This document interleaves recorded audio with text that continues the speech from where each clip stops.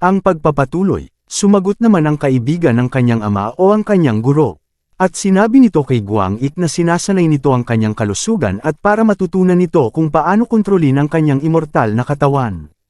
Tumugon naman ang ating bida at sinabi niya na oo, tama daw ang kanyang guro tungkol sa bagay na yon ngunit hindi pa rin daw niya naiintindihan ito.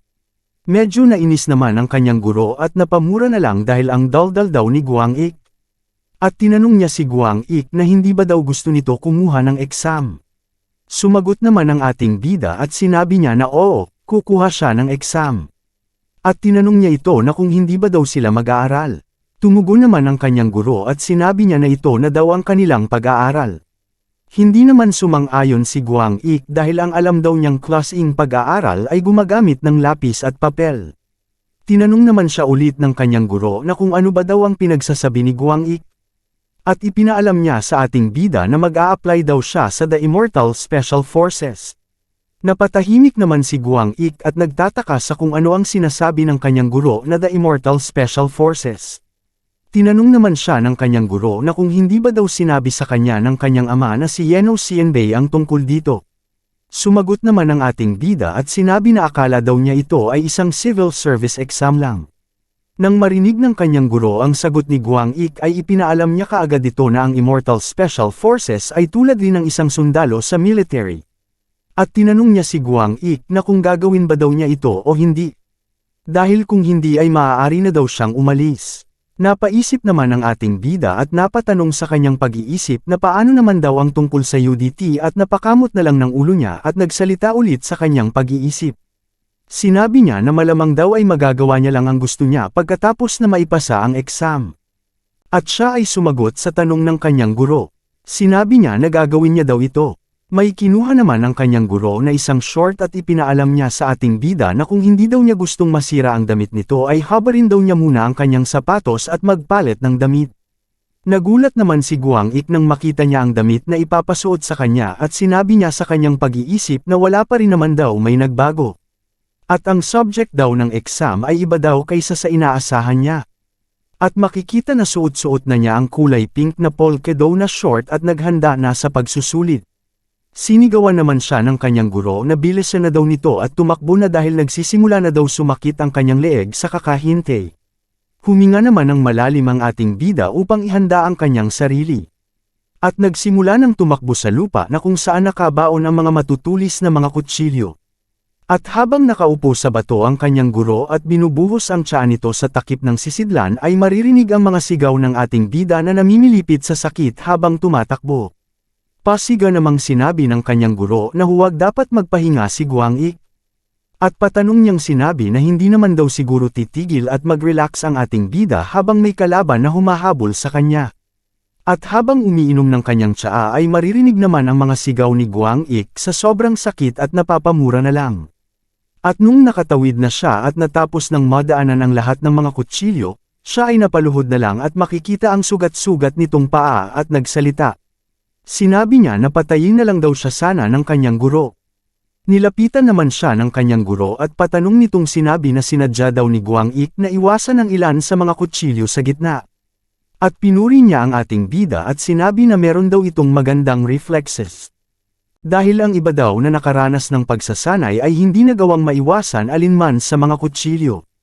At may napansin siya kay Guang Ik na kakaiba. Napansin niya ang taglay na healing power ni Guang Ik at sinabi na kahanga-hanga rin daw ito.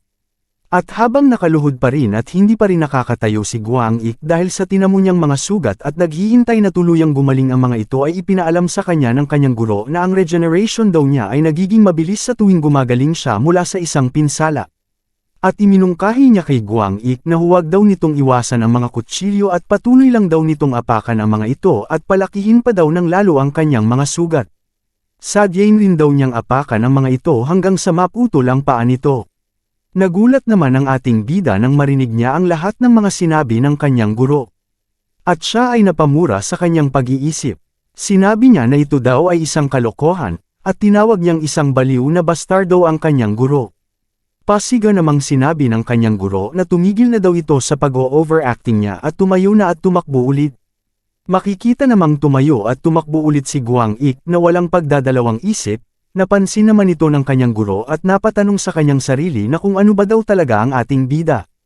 At nagawa naman ulit ni Guang Ik matapos ang pagsusulit at napaupo siya sa lupa. Nilapitan naman siya ulit ng kanyang guro at sinabi na si Guang Ik daw ay isang immortal at ipinaalam niya na hindi daw siya mamamatay sa isang bagay na tulad nito. Kung kaya bumangon na daw ito at tumakbo ulit. Napa-array naman sa sobrang sakit si Guang Ik at tinanong niya ang kanyang guro na kung gaano pa ba daw katagal niya kailangang gawin ito. Sumagot naman ang kanyang guro at ipinaalam sa kanya na kailangan daw maranasan ni Guang Ik ang shock. At sa oras daw na maranasan ito ng ating bida sa unang pagkakataon. Ang pain threshold daw niya ay tataas. At ang nakaset up na mga kutsilyo na ito ay inihahanda daw ang ating bida para sa panic mula sa takot o pagkabigla na mararanasan daw ng ating bida sa battlefield. Ngunit siya ay nagtataka kung bakit daw hindi na nakakaranas ng shock si Guang Ik. At tinanong niya ito na kung hindi ba daw ito masakit. Galit namang sumagot si Guang Ik at pasiga niyang sinabi na ang sobrang sakit daw nito. At siya ay napaisip. Sinabi niya sa kanyang pag-iisip na siya daw ay may katawan ng isang shapeshifter bago pa man siya naging isang immortal. At dahil daw ang pagiging shapeshifters ay may malakas na pangangatawan.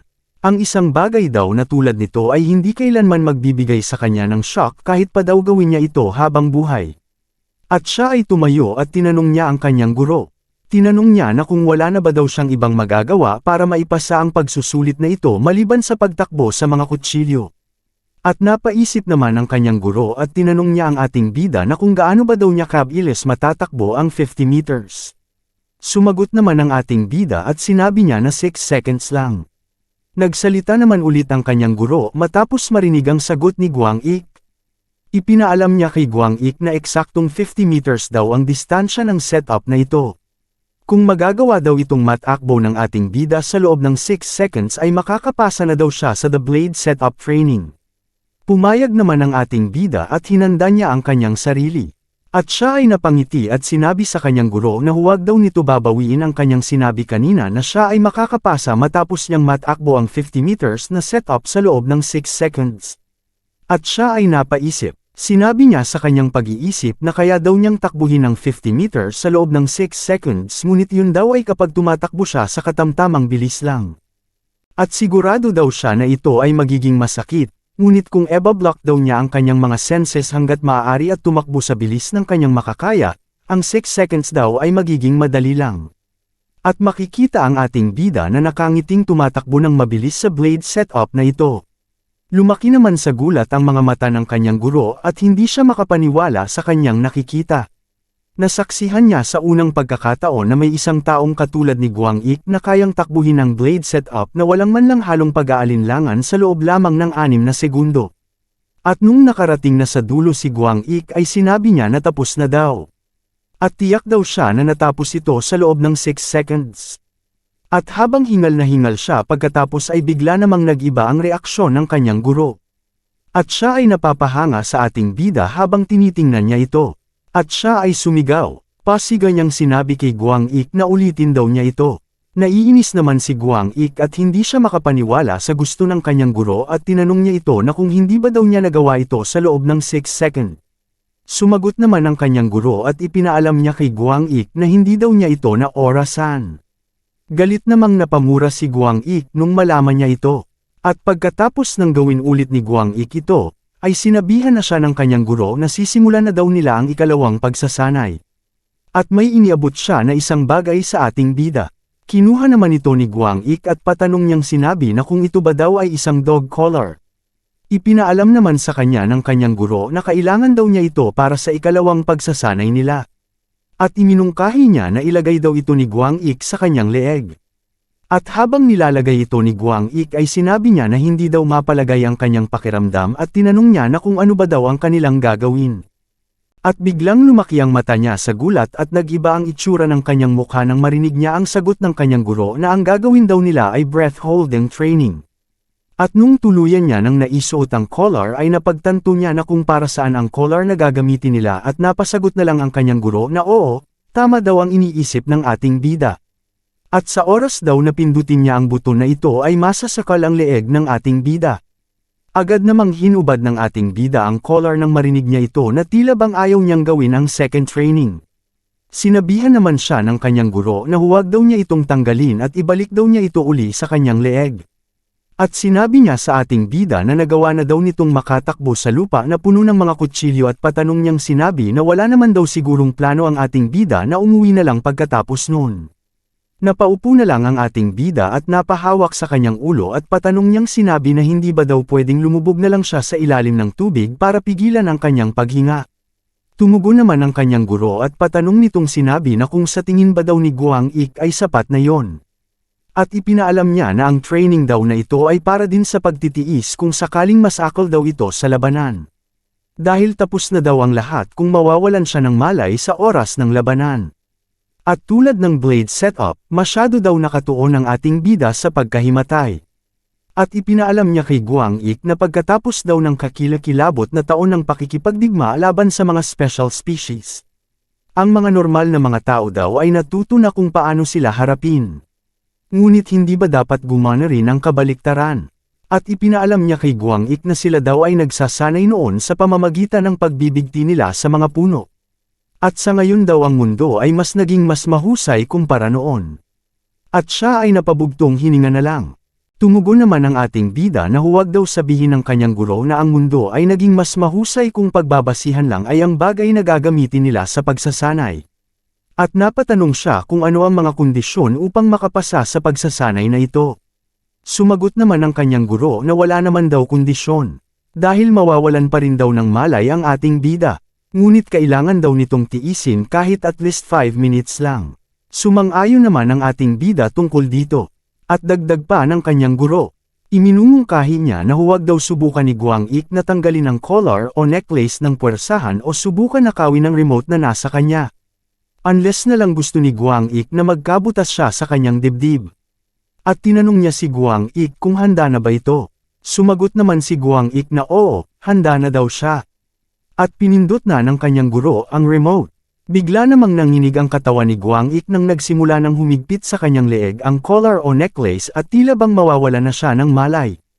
At habang nahihirapan siya at hindi makahinga, ay susubukan niya sanang alisin ang collar sa kanyang leeg ngunit napigilan siya ng kanyang guro sa pamamagitan ng paghampas nito ng isang stick sa kanyang kamay. Napahanga naman ang kanyang guro dahil nakikita niyang kayang tiisin ito ni Guang Ik.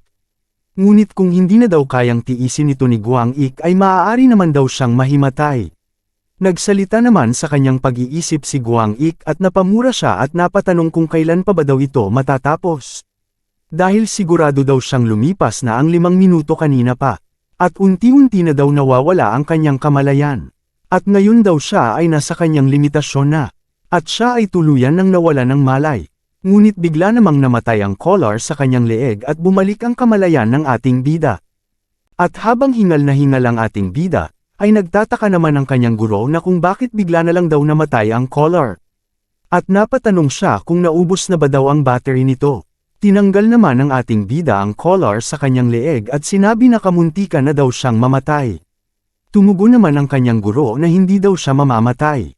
Patanong namang sinabi ng ating bida na hindi naman daw nila siguro uulitin ito dahil hindi naman daw siya nahimatay. At tiyak siyang nalampasan niya ang 5 minuto. Tumugon naman ang kanyang guro at sinabi nito na oo, at eksaktong nagawa daw niya ito. At ipinaalam niya kay Guang Ik kung gaano niya katagal na pigilan ang kanyang paghinga. 12 minutes and 47 seconds. Lumaki naman sa gulat ang mga mata ni Guang Ik nang marinig niya ito at hindi siya makapaniwala na ganun katagal niyang natiis ang pagsasanay nila. At inis na inis niyang sinabi sa kanyang pag-iisip na hindi ba daw sinabi ng kanyang guro na ang record daw ay 5 minutes lang. At habang nakangiti at nakaharap ang kanyang guro sa kanya, ay napamura na lang ito sa sobrang paghanga niya kay Guang Ik. Nagsalita naman si Guang Ik at sinabi niya na mangyari daw huwag siyang tingnan ng kanyang guro na tulad ng isang bata na may isang bagong nakakatuwang laruan. Kinahapunan, pagkatapos ng ikalawang pagsasanay ng ating bida ay sinabi ng kanyang guro na magpahinga na daw muna sila ngayong araw. At kailangan na daw munang kumain ni Guang Ik. Tinanong naman siya ni Guang Ik kung hahandaan ba daw siya nito ng pagkain.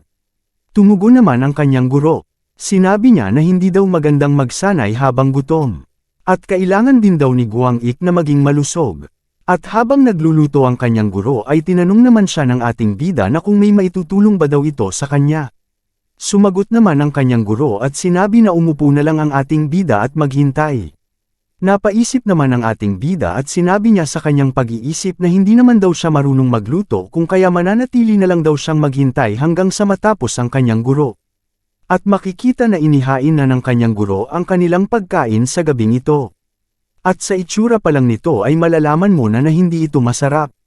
Lumaki naman ang mga mata ni Guang Ik sa gulat nang makita niya ito at bakas sa mukha niya ang pagtataka kung anong putahe ang inihanda ng kanyang guro.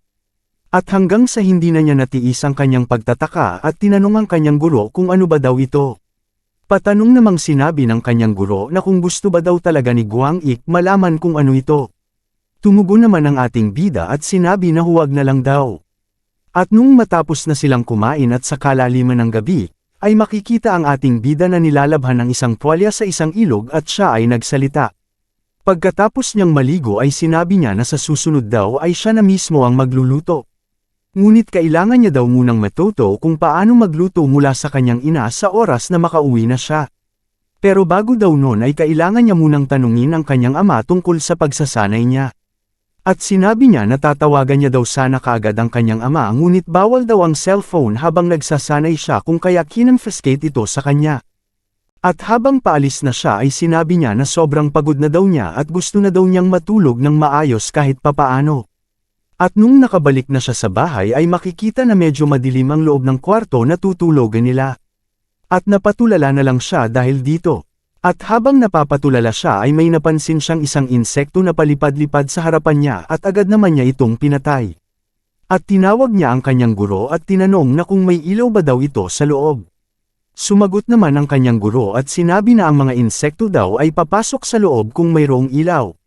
At sinabi niya rin na hindi naman daw ito nakakaabala sa kanilang pagtulog. Wala naman may nagawa pa ang ating bida at sumang-ayon na lang ito sa kanyang guro at napabugtong hininga na lang ng malalim at siya ay humiga na. Ipinaalam naman sa kanya ng kanyang guro na ito daw ay bahagi rin ng kanilang pagsasanay. Isang pagsasanay upang hindi na umasa pa ang ating bida sa kanyang sense of touch.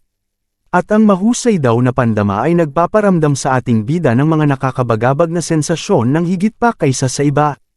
At sa una daw ay malamang hindi makakatulog ng mabilis ang ating bida dahil sa kung gaano ito hindi kakomportable. Bigla namang lumaki ang mata ng kanyang guro at siya ay napabangon nang napansin niyang nakatulog kaagad si Guang Ik at napamura na lang nang napagtanto niya na mukhang nagkamali siya sa kanyang sinasabi dahil ang himbing ng pagkakatulog ni Guang Ik. Kinaumagahan ay ginising na ang ating bida ng kanyang guro at makikita ang sunog na pagkain na inihanda ng kanyang guro para sa kanilang almusal.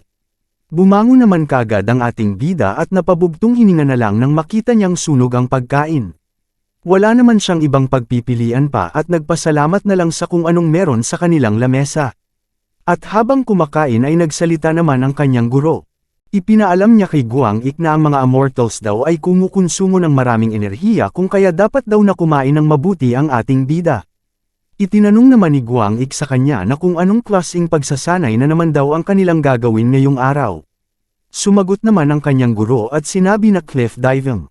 At gaya nga daw ng kanyang inaasahan isang nakakabaliw na naman na training. Nagsalita naman ulit ang kanyang guro at ipinaalam nito na ang pagpigil daw ng hininga ng ating bida habang nasa ere siya ay makakapagbigay daw sa kanya ng kontrol sa paparating na impact sa oras na bumagsak siya. Patanong naman na sinabi ng ating bida na kung pagbabasihan daw ang kanilang pagsasanay ngayon at kahapon, ang pinakamalaking bagay daw na dapat pag-ingatan ng isang immortal sa isang labanan ay ang shock at pressure mula sa isang malakas na impact na maaaring makapagpawala ng kanyang malay. Sumagot naman ang kanyang guro at sinabi na tama daw ang sinabi ni Guang Ik. At isa pa daw, kailangan din daw mag-ingat ng ating bida sa oras na maputol ang kanyang binti at mapabagal nito ang kanyang pagkilos. Sa makatuwid, ang mga braso daw ay ang kalasag ng isang immortal. Ibig sabihin daw ay dapat na isakripisyo ni Guang Ik ang kanyang braso sa isang tao na umaatake sa kanya kaysa makatamo siya ng isang tama na makakapagpabagal sa kanyang pagkilos. At ang halimbawa daw nito ay kung pupunteryahin siya sa ulo o sa kanyang mga binti. At isa pa daw, dapat rin daw na mag-ingat ang ating bida sa kutsilyo kaysa sa baril at dapat rin daw maging maingat ang ating bida sa mga claymore at landmines. Sumang-ayon naman ang ating bida sa mga sinabi ng kanyang guro at siya ay napaisip. Sinabi niya sa kanyang pag-iisip na ang lahat daw ng mga halimbawa na sinabi ng kanyang guro ay mga outdated na. Dahil sa panahon daw ngayon ang kanilang mga kalaban ay mula sa ibang mundo. Pinagalitan naman siya ng kanyang guro nang napansin nito na pinipili lang ni Guang Ik ang kanyang mga kinakain. At sinabihan siya nito na bilisan na daw nitong kumain para makaalis na sila at makapagsimula na sa kanilang pagsasanay. At pagkatapos ay nagsimula na ang kanilang pagsasanay. Pumunta sila sa isang bangin at agad naman siyang tinadyakan ng kanyang guro at siya ay nahulog at bumagsak ng malakas sa ilalim. Inulit-ulit nila ito hanggang sa matapos na ng ating bida ang cliff diving training. Nagawa niyang matapos ang lahat ng pagsasanay nila at kinabukasan ay umalis na siya at sumakay sa isang bus pauwi. At sa oras na nakasakay na siya sa bus ay kinuha niya ang kanyang cellphone at may tinawagan na isang tao. Tinawagan niya ang kanyang ama para tanungin kung ito ba daw talaga ang tamang lugar na kanyang napuntahan. Sumagot naman ang kanyang ama at patanong nitong sinabi na kung bakit ba daw itinanong ni Guang Ik ito at kung may nangyari ba daw. Ipinaalam naman kaagad ng ating bida sa kanyang ama na pinatalon daw siya ng kanyang guro sa isang bangin. Tumugon naman ang kanyang ama at sinabi na okay lang daw yon dahil si Guang Ik daw ay isang immortal. At hindi daw siya mamamatay ng basta-basta. Kung kaya pwede daw maging malupit si Guang Ik sa kanyang sariling katawan. Dahil yun daw ang tanging paraan upang malaman ng ating bida ang kanyang limitasyon. Napaisip naman si Guang Ik at sinabi niya sa kanyang pag-iisip na ang tanging nalaman lang daw niya sa lahat ng pagsasanay na yun ay napakatibay daw pala ng katawan niya. At pagkatapos daw ng lahat ng yun, ay ni isang beses daw ay hindi siya nahimatay. Pinuri naman siya ng kanyang ama sa kanyang magaling na ginawa at sinabihan siya na magpahinga daw ito ng mabuti sa oras na makadating siya sa kanilang bahay. Tinanong naman niya ang kanyang ama na kung anong exam ba daw talaga ang kanyang kukunin. Hindi naman siya sinagot ng kanyang ama dahil may ginagawa pa ito at sinabihan na lang si Guang Ik na mag-usap na lang sila sa kanilang bahay mamaya at pinutol na ang kanilang pag-uusap sa cellphone. Napapikit na lang ng kanyang mga mata si Guang Ik at napaisip. Sinabi niya sa kanyang pag-iisip na wala pa rin naman daw may magbabago kung malaman niya ang sagot ngayon. At sinabi niya na magpapahinga na lang daw siya ngayon gaya ng sinabi ng kanyang ama. Sinabi niya rin na sa oras na makarating siya sa kanilang bahay ay maliligo daw siya kaagad, maglalaro ng PS5 at kakain ng masarap na pagkain na gawa ng kanyang ina. Matutulog rin daw siya ng mabuti na walang mga lamok sa loob ng 12 oras. At tinatawag niya itong isang perpektong plano at napapangiti habang iniisip ito. At nung dumating siya sa kanila ay sinalubong siya ng kanyang ina at sinabihan na mamaya na lang daw siya maligo dahil may pupuntahan daw silang dalawa ng kanyang ina. Napanganga naman siya sa gulat dahil ang lahat ng kanyang mga plano ay tuluyan ng masisira. Nilapitan naman siya ng kanyang ina na may dala-dala itong bagahe at ipinaalam sa kanya na sinabihan na daw ng kanyang ina ang kanyang ama na siya ay dapat munang mag-aral para sa kolehiyo. Tumugon naman ang ating bida at sinabi na kaya naman daw niyang mag-aral na siya lang. At napansin niya ang bagahe na hawak-hawak ng kanyang ina. At habang nakatayo at napapatulala ay ipinaalam sa kanya ng kanyang ina na may nakilala daw itong isang guro hindi malayo sa kanilang tinitirhan. At siya daw ay titira doon sa isang kwarto sa loob ng 2 gabi. Lalo naman siyang nabigla dahil dito at napasabi sa kanyang pag-iisip na may masama daw siyang kutob tungkol dito. Lumipat ang eksena sa isang gusali at habang naghihintay sila sa elevator ay sinabi ng kanyang ina sa kanya na susunduin daw siya nito matapos ang 2 araw. At nung bumukas na ang pintuan ng elevator ay pumasok na si Guang Ik. Nagtataka naman siyang lumingon sa kanyang ina dahil siya lang mag-isa ang pumasok at tinanong niya ito. Patanong niyang sinabi na kung hindi ba daw siya ipapakilala ng kanyang ina sa guro na sinasabi nito. At hindi ba nandito sila upang harapin ang guro? Tumugon naman ang kanyang ina na okay lang daw na hindi. Nagulat naman siya sa sagot ng kanyang ina at tinanong niya ito na kung ano ang ibig sabihin nito. At habang pasara na ang pintuan ng elevator ay makikitang nakangiting sinabi ng kanyang ina sa kanya na hindi daw sapat ang pagiging matalino lang. At kailangan din daw nitong magkaroon ng isang malakas na pangangatawan. At tuluyan ng sumara ang elevator. Napagtanto naman lahat ni Guang Ik sa sandaling yon kung ano ang naghihintay sa kanya. At hindi ito magiging isang pag-aaral sa kolehiyo. At siya ay wala nang nagawa pa kundi ang matawa na lang sa kanyang kinakaharap na sitwasyon. At napamura na lang siya sa kung anong pamilyang meron siya. At dito na natatapos ang chapter na ito. Salamat.